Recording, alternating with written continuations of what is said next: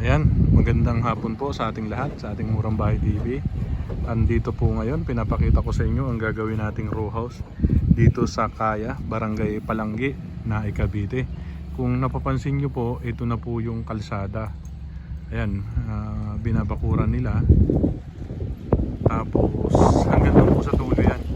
Itong kabuuhan na to, ito yung row house. Ang kwan po nito, ang TCP is 700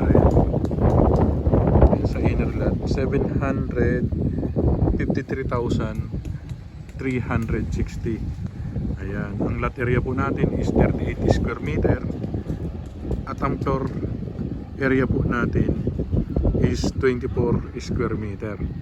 Ayan, ito po yung row house, ito po yung walang mga taas, parang style bungalow na magkakadikit. Ang down payment po natin is 4%.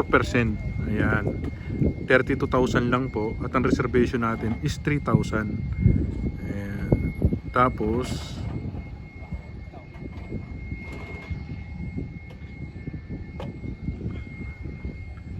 ang down payment po natin ay payable in 9 months. Ayan, 9 months po, 3,262. Yan ang estimated po nating monthly. Estimated nating monthly sa 30 years. Sa 30 years po,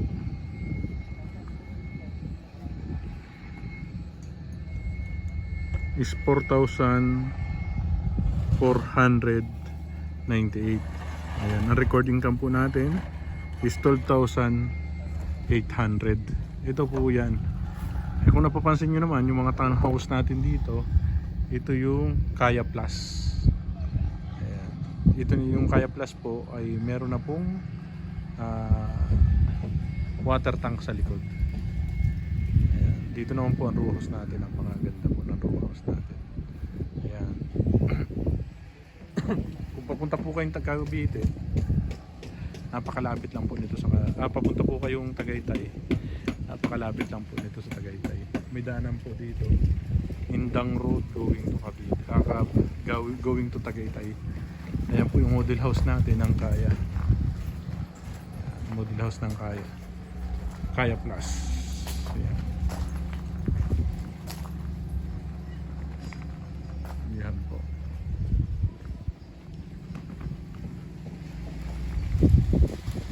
Marami na pong gawa dito, marami ng RF po dito.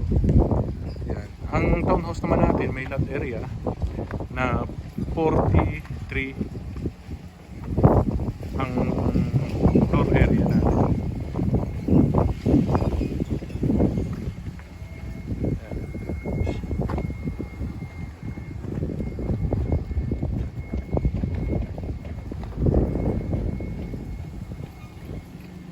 Ang lot area natin is 30. Lot area 38 square meter at ang floor area is 43 square meter. Ayan po, maraming na pong gawa dito, kaya abil na po kayo. Ayan, may mga block at saka lata po tayo dito sa natin, dito sa row house natin. Napakalakas po ng hangin dito, kung napapansin nyo. Ayan, parang nasa Tagaytay na kayo. PM lang po, Lord Padre, 0916-633-5485. Yan, murang-mura lang po ang bahay natin dito. Nag-i-start na po sila, may buo na yung mga kalsada. Kaya 9 months sigurado matatayo na yung mga bahay natin dito.